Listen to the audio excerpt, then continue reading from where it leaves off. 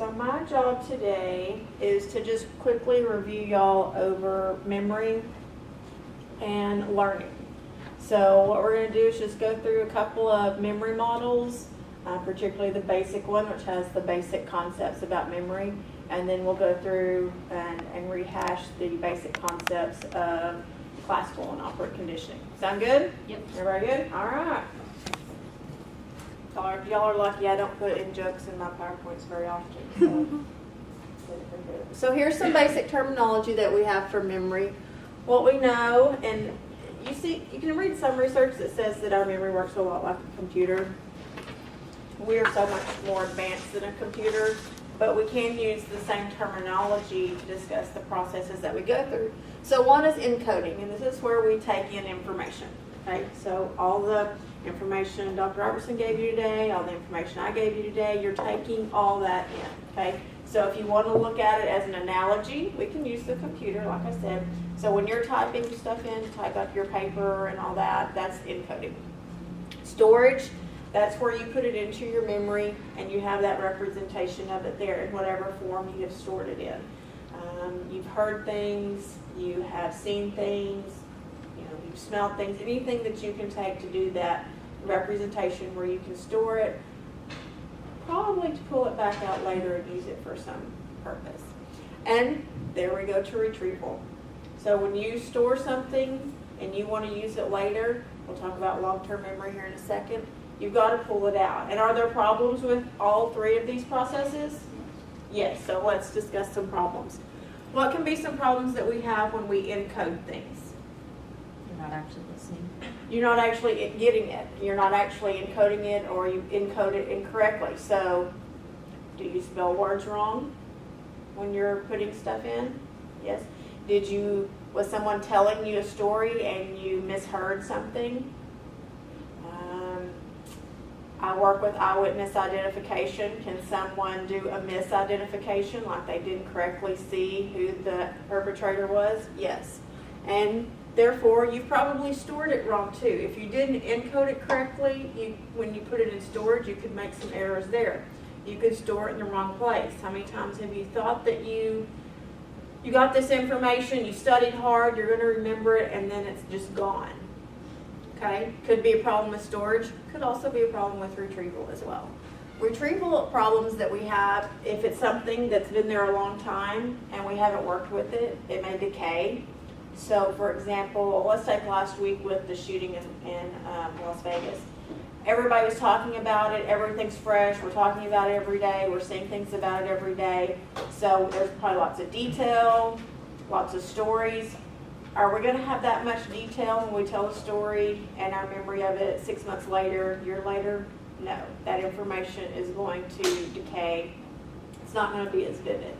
Other problems with retrieval, you don't know can't remember where you stored it. If you think of your information, schemas and things like that, you've got these little clusters of knowledge. If you put it in the wrong spot or you don't make good connections with it, then you're going to have trouble retrieving it back out as well. So just some basic terminology there. So this is the traditional model that we see. It's very basic, but I like it. Okay. This is a 3-stage model by Atkinson and Shiffrin. What this tells us is that we constantly have billions of pieces of sensory input coming into us at any given second. So anything that you see, anything that you hear, smell, all this sensory information coming in goes right here. Okay? Doesn't stay there very long. It's a matter of whether or not you decide to process that information further. But doesn't stay there very long, and you have a decision to make rather quickly. You can either pay attention to it and take it into your short-term memory, or that information is lost. Okay? If we choose to, and this is where concepts like selective attention come into play, what is it that you want to pay attention to? So like right now, you have lots of things. There's lots of smells. Hoping they're all good. We've all had showers today, brushed our teeth. Okay? So you've got lots of smells. You've got lots of noises. Everything from my voice to maybe the machine if you're close to it. If people are moving bags, papers, pens, coughing, sneezing, whatever they're doing. all the visual stimulation, lots of different colored shirts, hats, I mean, just so much stuff. But what are you selectively choosing to pay attention to? Hopefully it's me, okay? And so now you've gone to your short-term memory, okay? Some people call it working memory as well, because generally what takes place here, according to this model, is we're working with something. So what can we think about here? Well, you go, it's kind of a dated example because we use our smartphones for things now, but I'm going to kick it old school for a second. Back in the day, if you wanted to call Domino's, you had to look up the number, okay? So you look up the number, and then what happens? Y'all had to do this before? Just say yes. Yes. Okay, and what happens? You look up the number, then you get your phone, and what are you doing the whole time? Saying the numbers. You're repeating it over and over to yourself. You're working with it, okay? You dial Domino's, you order, you hang up, and you wait. And my favorite thing about Domino's is I can track my order when it's in the oven and all that stuff. But let's say you're me and you're lactose intolerant. You forgot to cut the cheese on your pizza. So I've got to call them back. Chances are, because I ordered and I was done with the phone number's gone. So what am I going to have to do? Relook it up. Look it up again, okay? And that's where y'all used to go, you have redial and all that kind of stuff. But we're just going old school. So for the time period you're working with it, get it to right here, and then it's lost.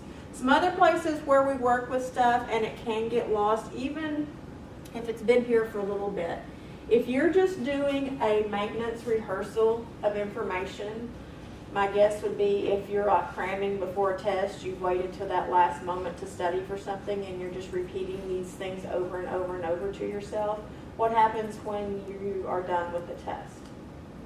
It's gone. It's gone. Now you have that traditional forgetting curve where you forget most of everything and then it kind of slacks off. But when you're talking about it in terms of this memory model, if you're not doing something to put it in long-term memory, it's going to go away. And unfortunately, what we use a lot of in studying for tests is just a basic kind of rote memory maintenance rehearsal just for the time period we need it, and then it's gone. If you want to keep something for the long term, you're going to have to use some other strategies. So what you'll notice up until this point is it's a one-way street. It goes from your sensory registry to your working, and then here we have a two-way street where you can pull things out of here, your retrieval, and then work with it and put it back, okay? So you have to do more in-depth processing here. So what are some things that we can do to ensure that it gets there? We can do organization, we can elaborate, we can do lots of things like that that really take it a step further so that you can put it here in long-term memory. Now, a couple of differences between these two. Can y'all tell me what's the magic number here of items you can hold in your short-term memory? 7 plus or minus 2. Magic number 7 plus or minus 2. It's the title of a great article. You should read it. Okay? Now, we can trick our short-term memory to hold a little bit more by using things like chunking. And what is that? When you put separate items together, so like if you're given a list of letters, if you put them into a word, you're more likely to read the letters. Sure. So another good example would be like your social security number is 9 digits, okay? Which would be, according to this model, the max number of items you could hold right here. But we could trick it into 3 items by chunking it, which is what we do. We do the first 3, the middle 2, the last 4. So we chunk that. You may chunk your driver's license number. We chunk phone numbers. So any way you can kind of combine things, we can get a little bit more in there and trick our short-term memory. So short duration, not very long, a few minutes, and then a limited capacity. Long-term memory has an unlimited capacity and an unlimited duration. You have things here since, the dawn of time is stretching it a little bit, I guess, but for a very, very long time, okay? And I like to look at long-term memory as like the closet. How many of you have moved from location to location? And maybe you've been somewhere a long time and you're you're going through your closet and you're cleaning stuff out, and you're like, oh my gosh, I found that shirt. Oh my gosh, I forgot I had this. Because we keep stuffing stuff in front of it, okay? And we keep pushing things to the back, and there's so much stuff there in the back collecting dust, we don't even know what's there most of the time now, until we have some kind of need to pull it forward and work with it. So, unlimited capacity, unlimited duration. Now here's the question is, do things get lost up in here? Lost here, I think is different than lost here. Lost here just means you have not paid attention to it, you don't need it, you have not processed it, okay? Here, lost is, or it could be, it's there but I don't know where. Maybe it's in that far back dark corner of the closet, okay?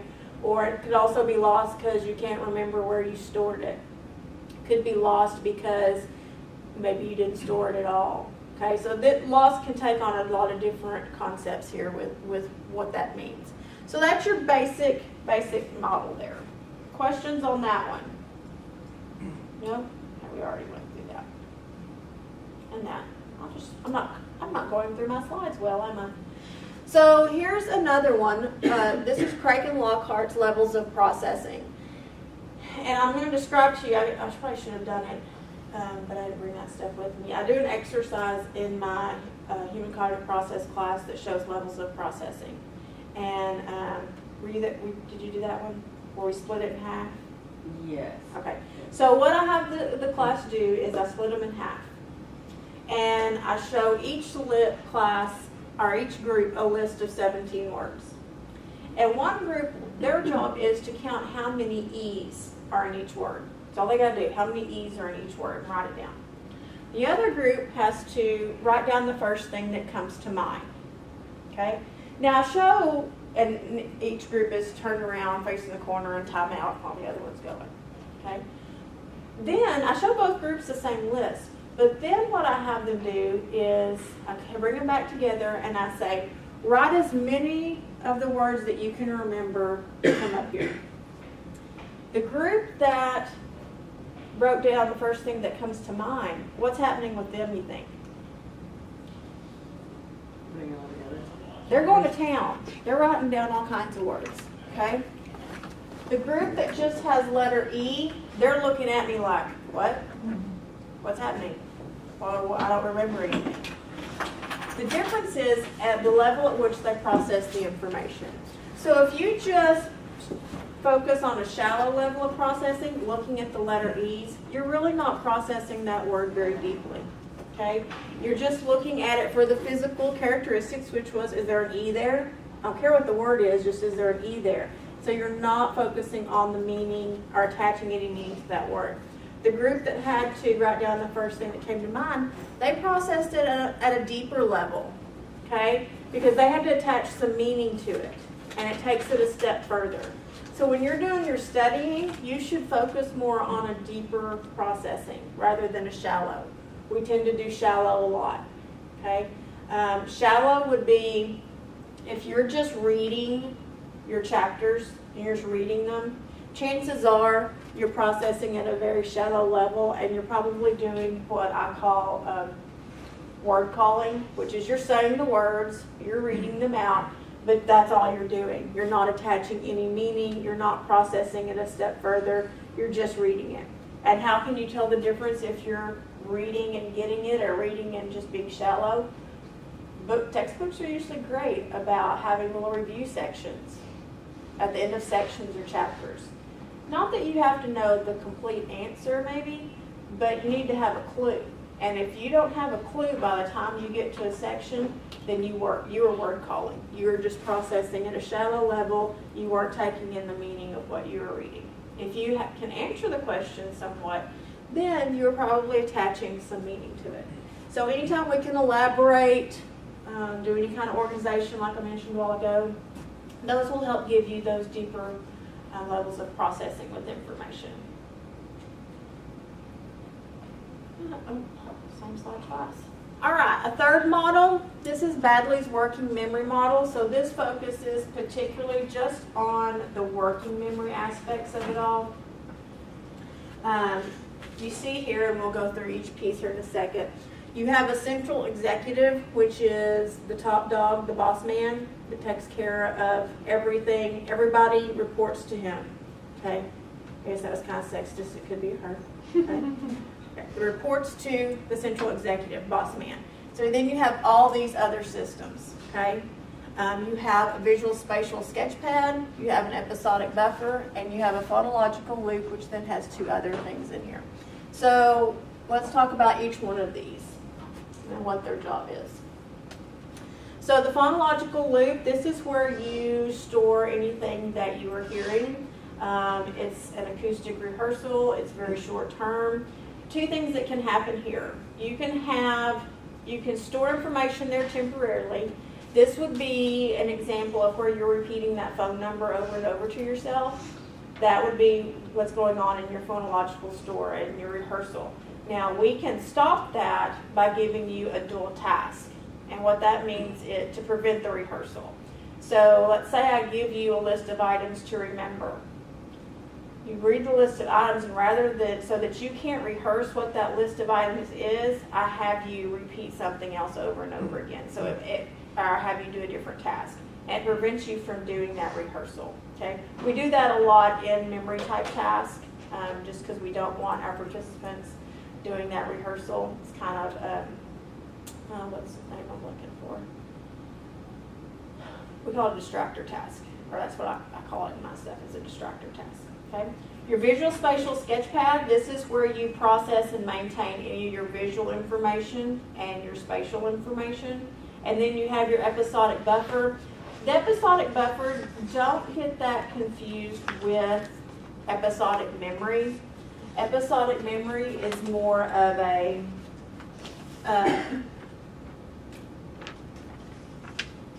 episodic memory is more about a specific event.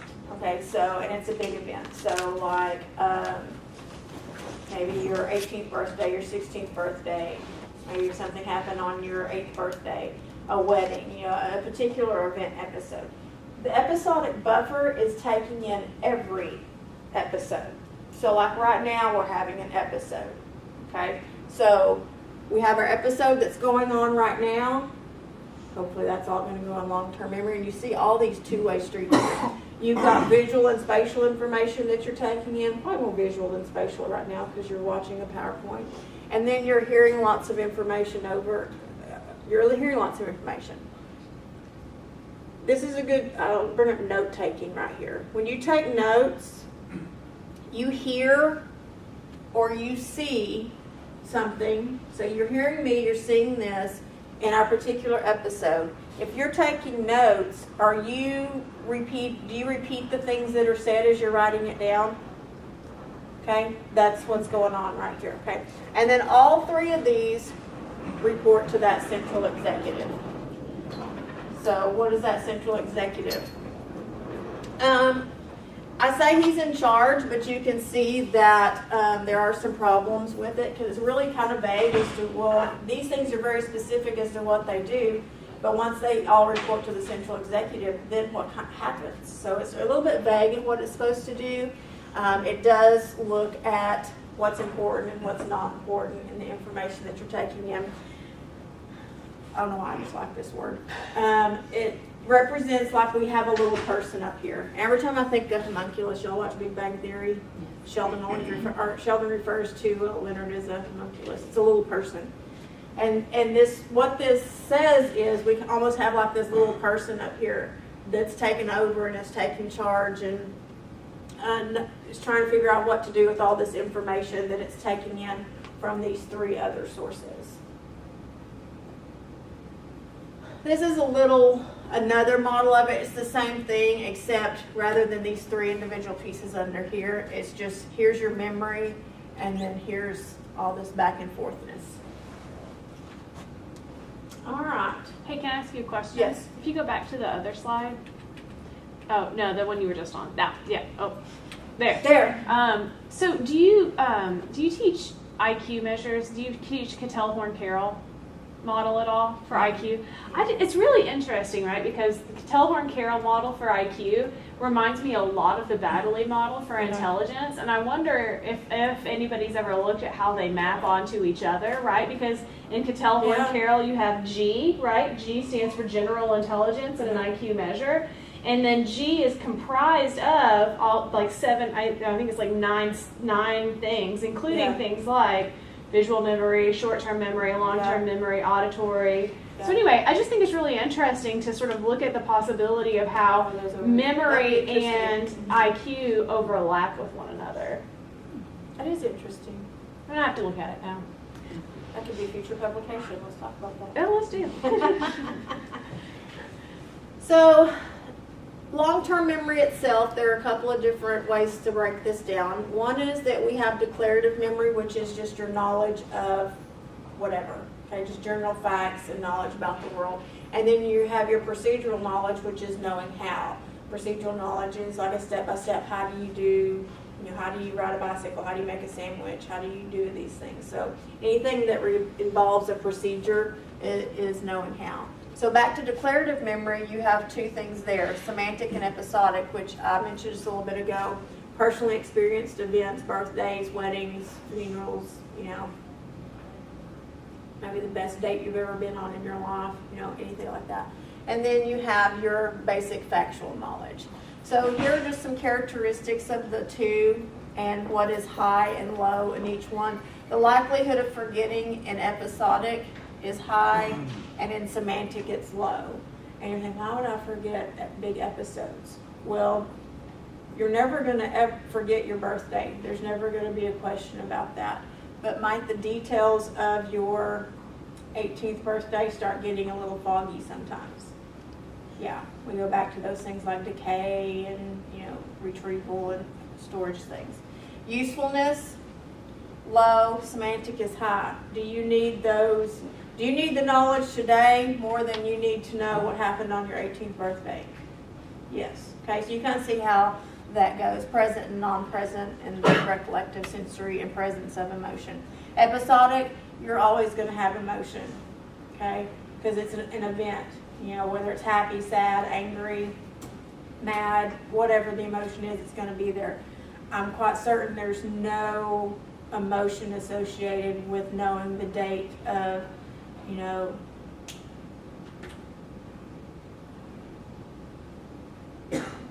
Christopher Columbus landed. I don't know. I don't know. There's no emotion there. You just know the date. You just know who the president is. All that could get emotional. I don't know. Okay. So there's some differences there for those. You have implicit versus explicit memory test. When you are making a conscious effort to recall something, that is explicit. Do you ever just kind of, like, how did I know that? When you're not really putting any effort, but this knowledge just comes spewing out. It's a little bit more implicit. Explicit, different types. Free recall, cued recall, and recognition. Somebody tell me what free recall means. Any takers? I should have brought candy. Free recall is when I say, I'll use the example I used for this in class the other day. List the 7 dwarfs from Snow White and the 7 dwarfs. List them all. That's just a free recall. Doesn't matter what order, anything like that. It is a free recall. You're just listing things in the order that you need them, or in any order you can remember it. Cued recall means that I'm giving you a little bit of a hint. So you're having trouble listing the 7 dwarfs, so maybe I start showing you pictures of them. And that, oh yeah, there's Grumpy. Okay, so I gotta write that down. So it gives you a little bit of cue as to what your answers might be. Recognition, kind of the same thing, showing you pictures. A good example of recognition would be a multiple choice test, because you're supposed to recognize.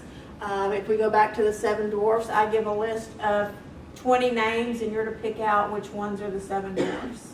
Okay, so recall versus recognition. Okay, now if you have a, oh, my name just left me. You can also do recall where you have to remember things in the order in which they occurred. And so the task I gave my students the other day for 7 dwarfs was list the dwarfs in the order they first appeared in the movie. Everybody just said no. No one wrote a single thing down, okay? Because you don't remember them that way, okay? Y'all are looking at me like, why would you even do that? Okay? Just to show the differences in the types of recall and what works for us and what doesn't. Dog like first and Dopey like last. That'd be all. I have absolutely no idea. I'm just picturing like the beginning. I'm of not a them huge singing. Disney movie person, so I would have absolutely no idea there. So how do we know how well we do? Well, how accurate you are. Okay, did you list all the 7 dwarfs? Did you, were you able to pick them out after looking at a picture? You know, if you have like, you know, gloomy is one of yours, not correct, okay? So our accuracy is measured, our performance is measured by our accuracy. All right, questions over memory. Anything over the memory models y'all want to talk about? Expand on? Need more examples? False memory. False memory? Okay, what is false memories? Thinking, feel like remembering that something happened. Thinking you remember something happened that didn't actually happen. Okay, Like who? your parents tell you that this happened, so you start picturing it, and thinking that you know that it happened. Okay, so a couple of different versions. So thinking something happened that actually didn't happen. So more almost like a memory implantation of a false memory. Or a memory that you think is yours, but it's because you've been told the story so many times that it starts to feel like it's something that you actually remember when it's not. You just remember the stories that you've been told. You know, remembering stories about your childhood that really aren't your memories, they're actually somebody else's that you've kind of taken over. Not such a big deal, okay?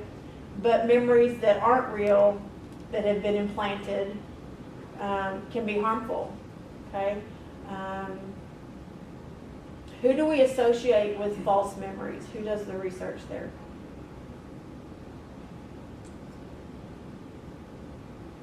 Elizabeth Loftus, good name to remember. She's a big name with eyewitness testimonies too. You think you saw something that you didn't, and how does that false memory of a crime impact an identification later on? You know, so false memories definitely a good one to look at. What else?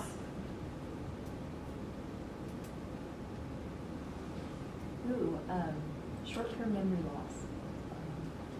Short-term memory loss. Why do we have short-term memory loss? Wasn't short-term memory loss not a thing because like you didn't process it well enough, so you just threw it out? Lots of I'm not that familiar with that per se, but most of the time, if you can't remember something, it's because you didn't process it correctly. It's not because it was there and suddenly it's gone now. Now, if you look at things like amnesia, you have your retrograde and your anterograde amnesia, where you know you can't remember things. You know, it's like Groundhog Day. You know, it's the same day over and over again. Or you have trouble remembering things before the accident. So it can work either way. What about memory and PTSD kind of way? I know after the shooting happened, I kind of had like, you know how like when you're a counselor and you are in, like they're talking to you and you kind of live in their situation. Secondary yeah, trauma. yeah. I was wondering about that because I had my dad shot at my mom, and so after that shooting, I felt like all of that emotion back, and I didn't know if that was like I figured it was normal, like, but I'm not that memory- familiar with that particular aspect of PTSD. So I don't well, know if I can answer that. What is her name?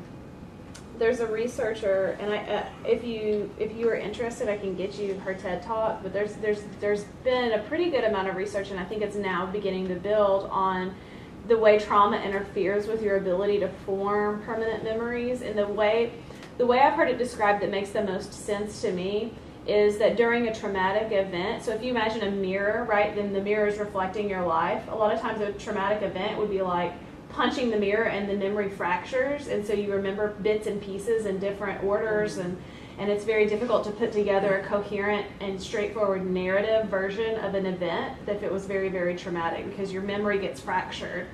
And so, what is her name? I'll find her name and I'll get you the TED Talk on it. I just find that very interesting because I like after that that analogy of happened, the mirror. Mhm. after that happened, I was like shocked that it was like all that emotion started flooding back, and then I realized I was like, I feel like I'm a counselor and I'm seeing like everybody's telling me these stories of what is going on, and I just feel I have so much empathy. You know, it's more. You took the words right out of my mouth. I was like, you're experiencing just tons of empathy for Yeah. those people. Yeah. So, yeah, interesting. Good question. All right, let's talk about learning a little bit. So you have more cartoons. So some basic assumptions we have about learning is that the behaviors are a result of something that's in the environment, some kind of stimuli that is present in your environment. And we call that conditioning, that we are conditioning you to respond to certain stimuli in certain ways. Or by repetition of the stimulus, you're going to start responding to it a certain way. And you learn associations through all that. So for learning to occur, you have to have a behavior change. You have to see something happen. And one of the things here is sometimes the learning, the change that we see in behavior doesn't take place till way later. And I think in terms of y'all as students for us sometimes is that you're learning all this. And I'll go a step further. Graduate school, especially, if you're going to become a counselor. You learn all these things, but it's not really until you get out there and start using them that your behavior changes. And as your teachers, we may or may not see that behavior change. But for you to learn, there has to be a change in a behavior. Learning also tells us that about the associations between stimuli and responses, and that they have to occur close together in time. I'll mention it again here in a second, but just as an example, if I go home today and my dogs have had an accident in the house and they had it an hour after I left, is it going to do me any good to, according to these learning models, is it going to do me any good to punish them 8 hours later? No. They're going to make that association with whatever occurs close to the time that they got punished. So if they were, trying to tell me, hello, how are you, I'm so glad you're home, and lick my face, and I start yelling at them and discipline them, they're going to think they're in trouble for what? Greeting me. Okay? So now I will say that sometimes the delay of punishment can be effective. And I say that because I bet this happened to some of you. You heard if you got in trouble at school, you anticipated what was going to happen all day when you got home. Okay? So the anticipation of that lets you make that association. So there can be some delays, but it's got to be pretty strong. Also, what is interesting is most species learn in a similar manner. We'll talk about Pavlov's dogs. We talk about teaching our pets tricks. And these learning models say we learn the same way, that if I reinforce you and reward you every time you do something good, then you learn the same way your dog learned to roll over. Okay, so we do learn very similarly. So the first one, classical conditioning, we associate Pavlov mainly with this particular model. This is where you have a stimulus and you have a natural response to it. Maybe I should just go ahead. Yeah, let's go ahead. So you have a stimulus that is natural in your environment, meaning that you do not have to learn anything. So I like to say unconditioned means unlearned. It's an innate response. So for example, if I brought in freshly hot out of the fryer oven, whatever they do donuts in, it's terrible. If I brought them in, they smell so good, what is the automatic response to smelling these wonderful donuts? You're going to salivate. It's just going to happen. Or do you have to tell yourself, oh, there's wonderfully smelling glazed donuts in the room, I'm going to salivate now? No, it is just something that happens. So donuts is your unconditioned stimulus. and your unconditioned response to that is to salivate. Now, what happens next is we have a presentation of, in comes another stimulus, okay? And so with Pavlov, same thing. Dogs were presented food and they salivated. But then what happened? Y'all tell me the process. What happened with Pavlov?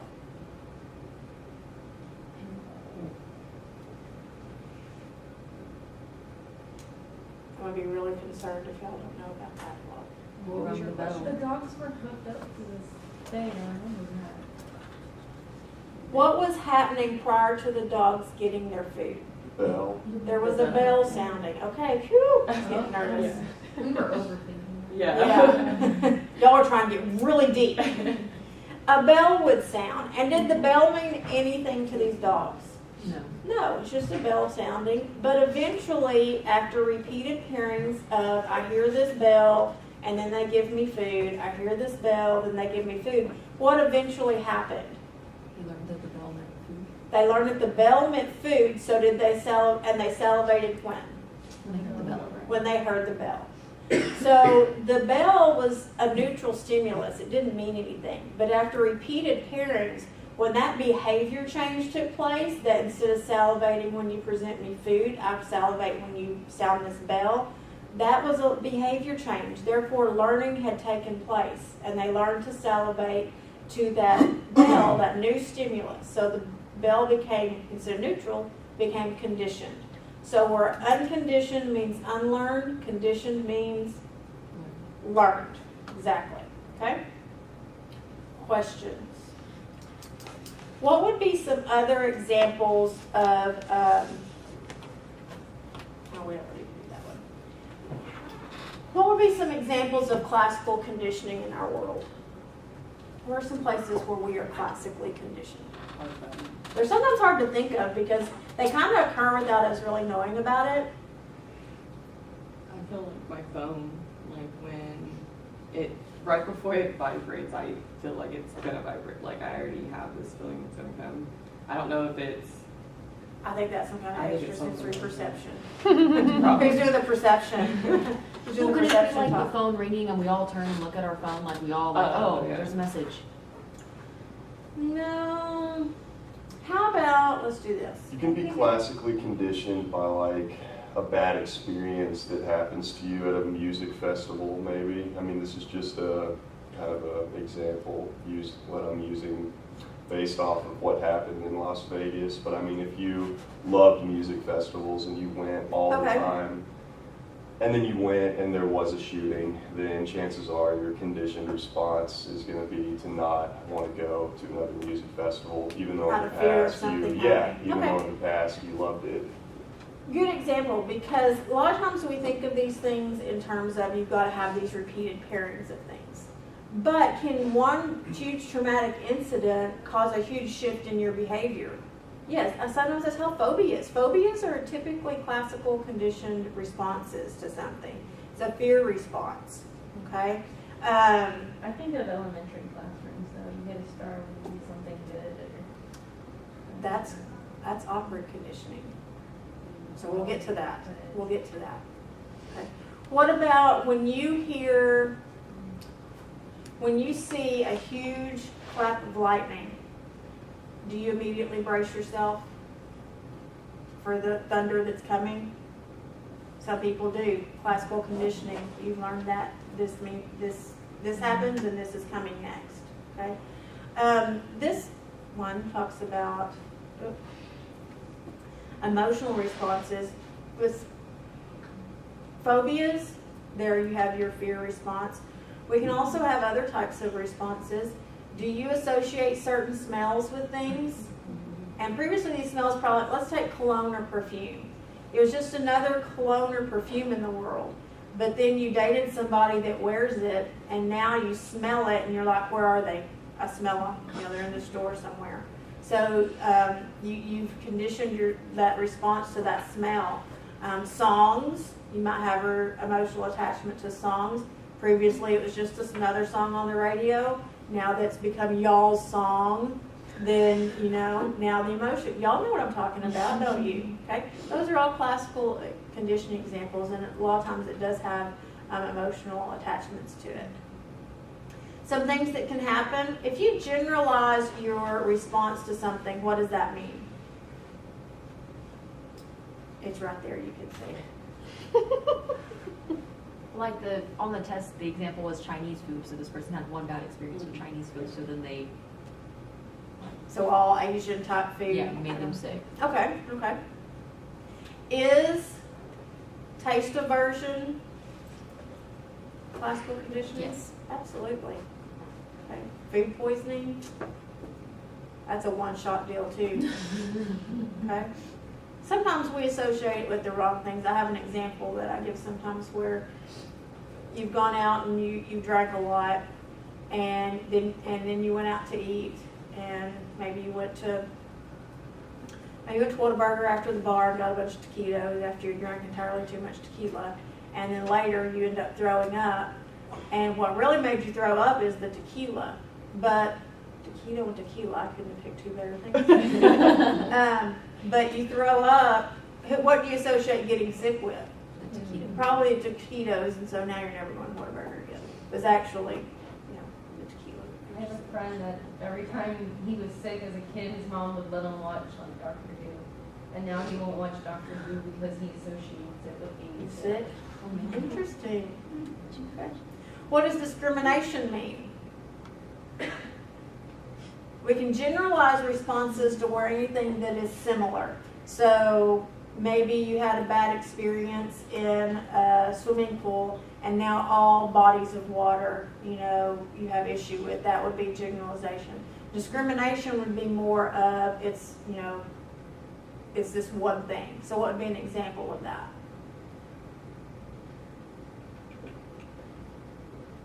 Taquitos at Whataburger, right? You can still go to Whataburger and get a hamburger, Yeah. but you wouldn't want to get a You might taquito. be- So would on get the swimming keto. pool example, would it be like there's only one swimming pool like in the entire world that you just can't be in because?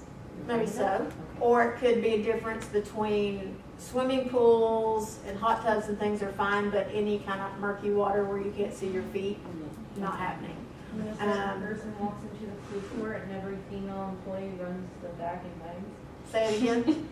When one person comes into the food court and every female employee runs to the back and hides from her. I don't know.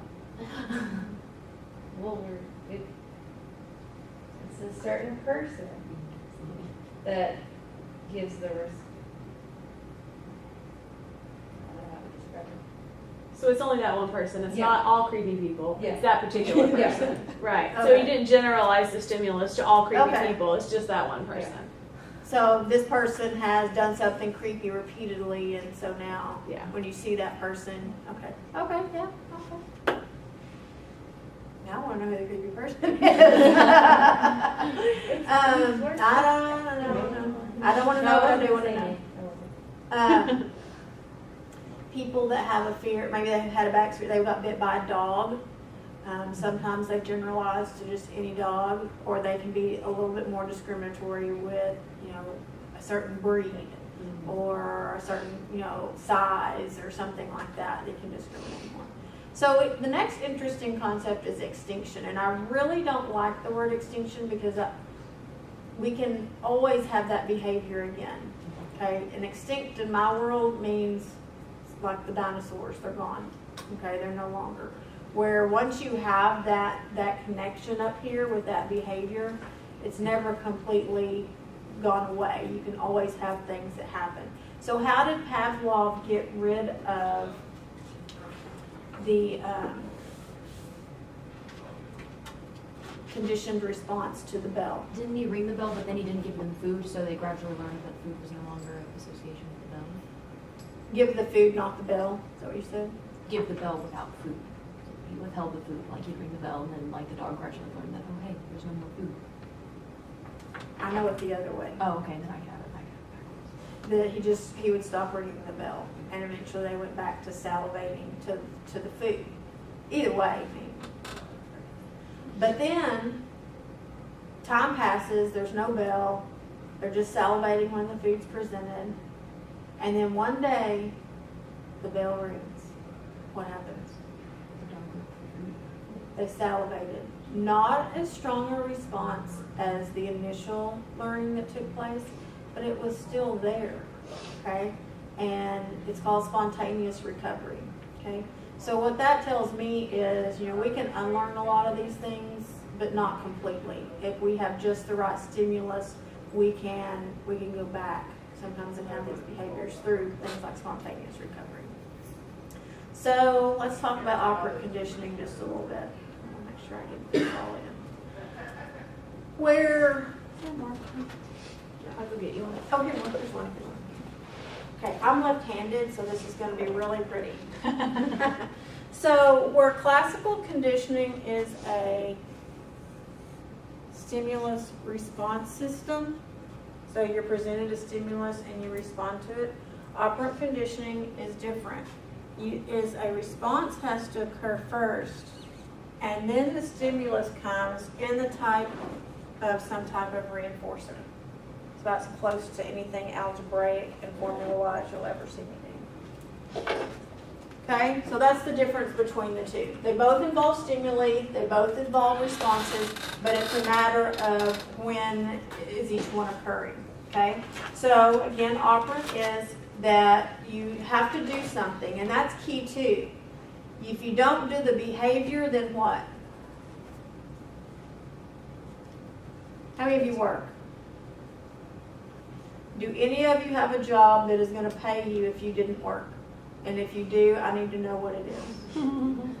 No, you have to work, right? You have to do the behavior in order to get your reward, which is your money. Okay? There are different types of reinforcers and different types of punishments. Now, primary reinforcer is something like food, shelter, things like that. Things you need for survival. Okay? Secondary reinforcers are learned through primary reinforcers. So, let's go back to working. Why do you work? Get money. To get money. And why do you need money? To buy food, right? So you need food, your primary reinforcer. You need your secondary reinforcer, which is money, in order to get that. Okay, so their secondary reinforcers are kind of a byproduct to get to our primary reinforcer sometimes. So positive and negative reinforcement and punishment. We're going to go through these a little bit. These are the ones that usually get people a little, what are you talking about? There aren't these the same thing. They confuse positive and negative as being good and bad, and that's not what that means. It's adding or taking away something. So let's go through some of these terminologies. So the purpose of a reinforcement is to increase the likelihood that the behavior will happen again. So if you work and you get paid, are you going to work again? Yes, it's going to increase the chances that you're going to repeat. If you clean your room and you get, your allowance, are you going to clean your room again? Yes. Okay. Punishment is meant to decrease. Okay. So you're driving. Here's my husband here. He was driving down a road close to our house the other day, trying to take my stepson to school. It's going a little fast. Got a speeding ticket. What is is that a punishment? Yes. And what is that punishment supposed to do? Keyword they're supposed to. Make him slow down. Make him slow down. Decrease the likelihood that he will speed down that road again. Now, I'm going to be real realistic here. How many of you have gotten a speeding ticket or some kind of ticket for something? For a time period, did it decrease your behavior? Yes. Didn't stop it. Didn't go away because did you speed again? Yes. You can generalize and discriminate in operant conditioning too. I have some spots on my commute that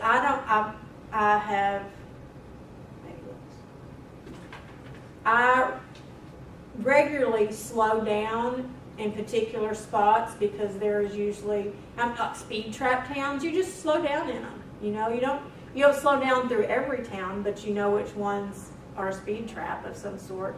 So you slow down through those, so you can do that as well. When it says both can be given in a positive or negative form, we'll talk about that because that means adding or taking something away. So let's look at that real quick. When a positive stimulus is added, that means that I'm giving you something pleasurable. So what are things that you get as reinforcers that are pleasurable in your world? Well, money. Money, okay.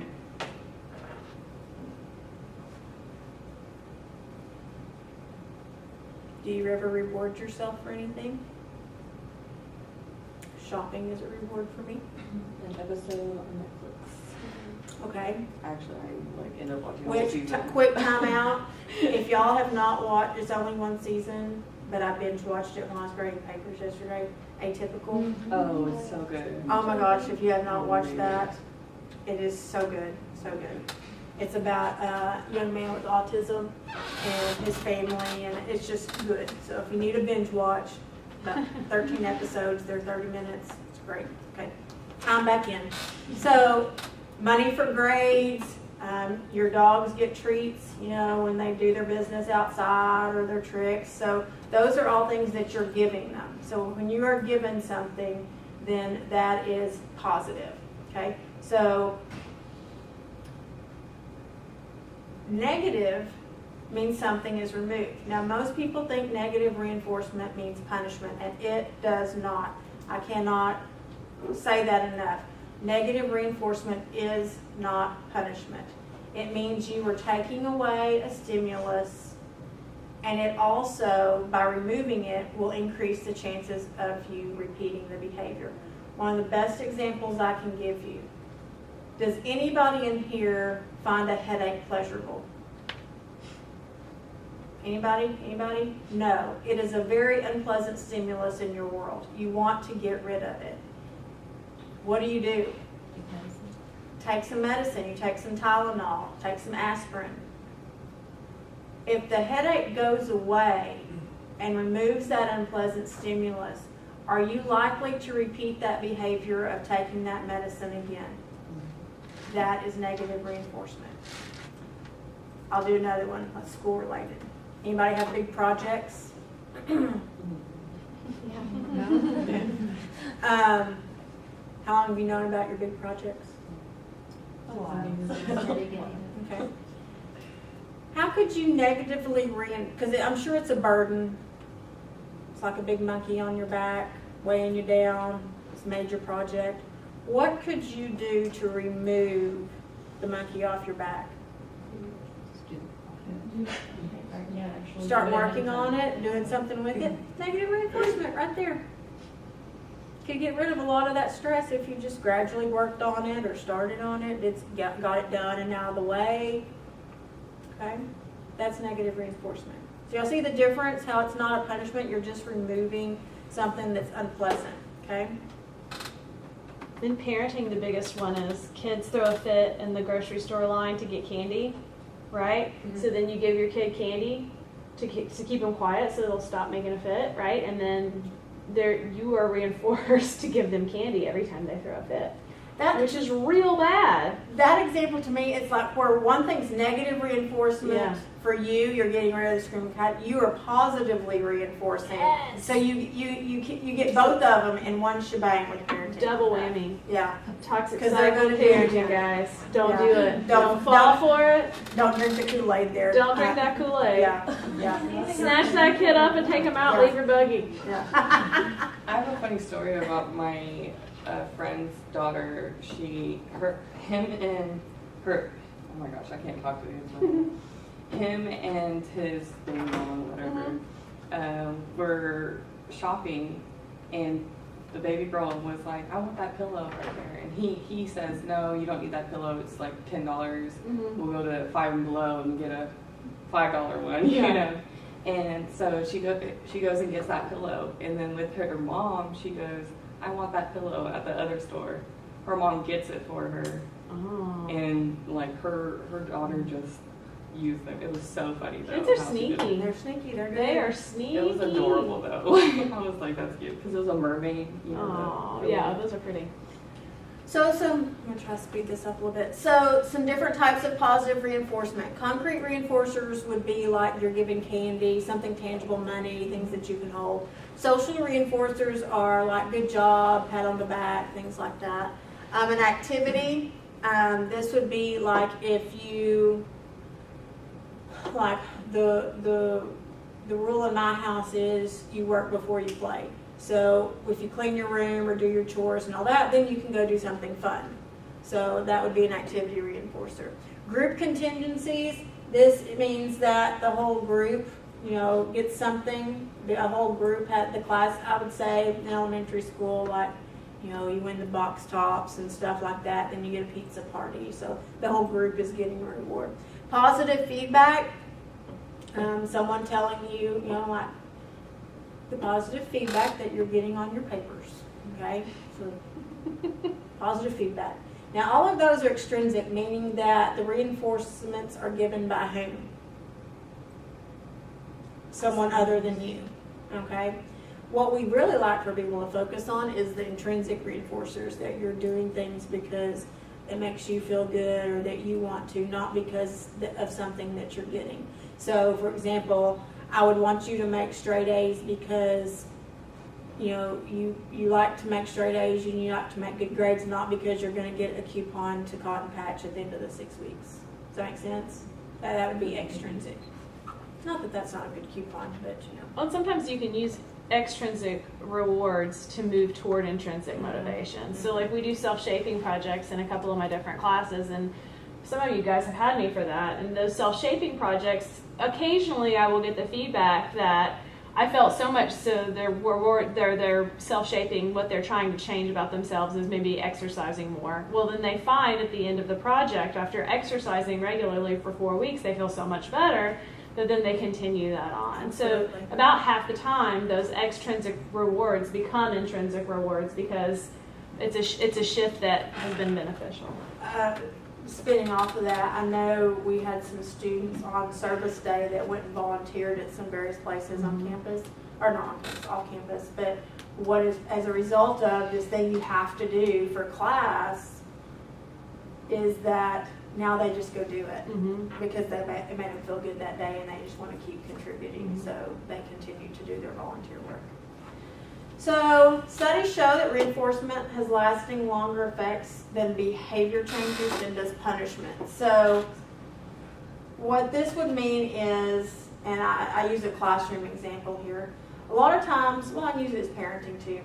If things are going the way we want them to, then we usually don't say anything because it's the way, it's behaviors we want, they're doing them, we just carry on with life. But the second something goes awry and then we punish, okay? It's very hard to do, but what would be nice is if rather than focus so much energy on the bad behaviors when they occur, reward the good behaviors as you go along. And that can be just like, I try to do it, I'm not always successful, but particularly when my stepkids are at the house, if they just do something that's helpful that I didn't ask them to do, I'll say thank you for doing this. And what I do notice is they will do it more often than if I yell at them later for not helping me do something, So trying to reinforce the positive behaviors when you see them occur, rather than, not that you shouldn't punish, I'm not saying that, but we can see better behavioral shifts if we're reinforcing the good behaviors. Because sometimes we do good things and if no one tells us, we don't know what's happening. And it can be just a simple, social reinforcer or a positive feedback, good job. And that still lets us know, oh, that was a good thing to do, we always know when we do something bad, someone always tells us. But they don't always tell us when we're doing something good, so we should focus on that.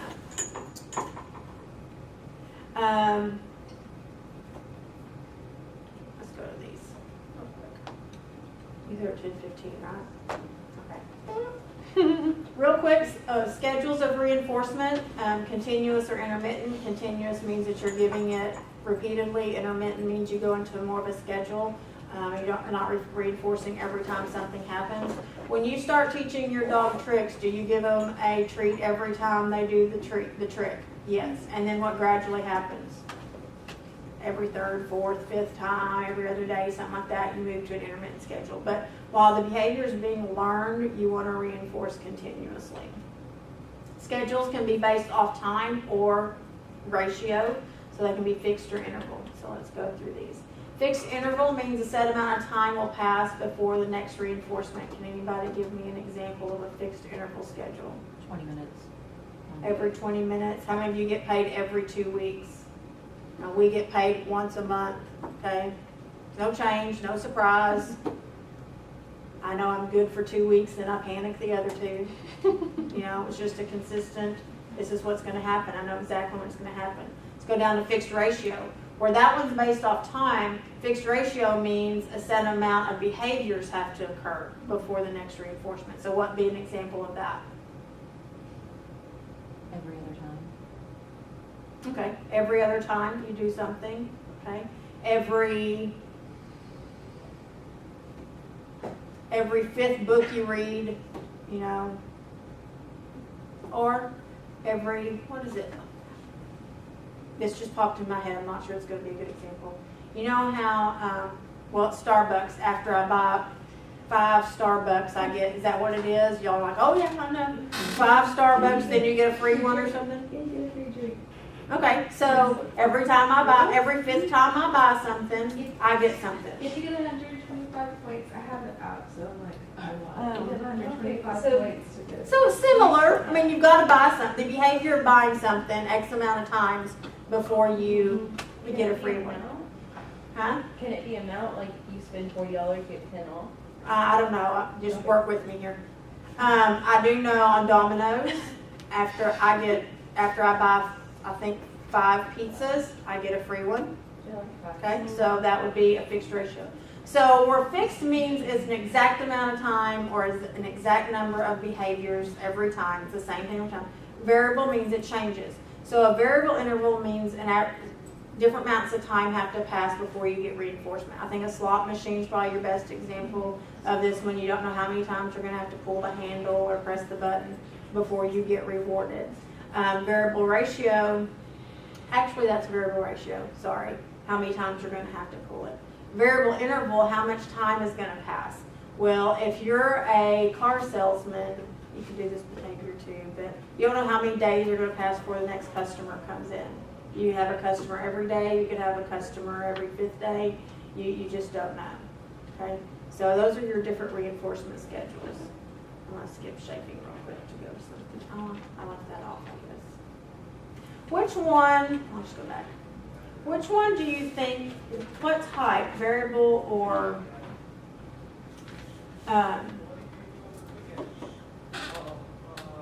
interval leads to a better rate of responding?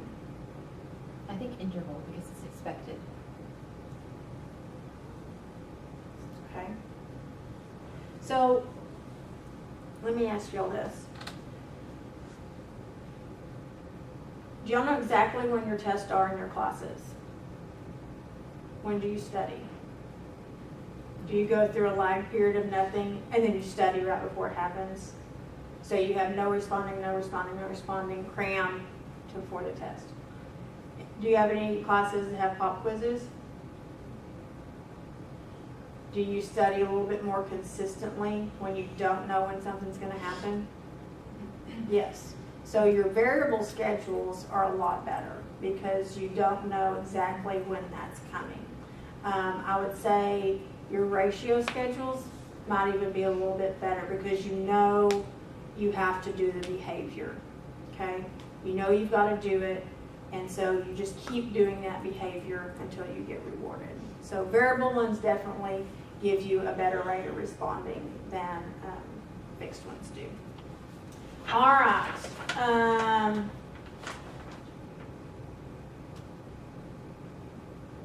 Let's talk one more.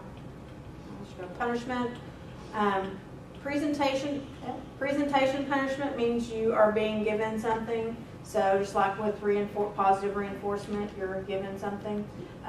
So you get a spanking, you get a failing grade when you're studying, you're being given these things. Removal punishment means something is taken away. And when I usually ask students which type of punishment was most effective for you, a lot of times it's taking something away. You take away my car, my phone, my video games is more painful than, getting a spanking. Just give me a spanking and let's go on with life, whereas if I take away something for a period of time, it's a little bit more painful for you. So here's a little bit about this. Different ones. What are, I'll just ask y'all, what's most effective for you as far as a form of punishment? Being given something or having something taken away? I'd say Be threats. Well, I'm going to go, let's go back to speeding and things like that for a second. So if you continue to get speeding ticket, okay, speeding ticket, I take defensive driving and go on blah. But you get, if they take away your driver's license, you know, a little bit more painful. So, questions? I went through that last part really quickly. Behavioral economics tells us that it is much more painful for you to lose something that you had than it is for you to not have something in the first place. So if you get something taken away, like if I decided I was going to start deducting 2 points for every day that somebody was absent from this class, right? You'd be like, what? Like I would imagine y'all would all have your hair on fire and you would be really mad. But there's some really interesting research on using that model and teaching a class. Like everybody starts out with 100 points and then points get deducted. And so it's actually more motivating not to lose something than it is to go ahead and earn something, which is interesting. Someday I might do an experiment, but not Well, today. I'm doing something in my classes right now where you're building, Mhm. so you're earning points, which is kind of opposite of what you said. Yeah. Maybe I'll try to reverse some semesters. All right, that was it. Thanks, y'all. We'll see you on Wednesday. On Wednesday, we're going to talk about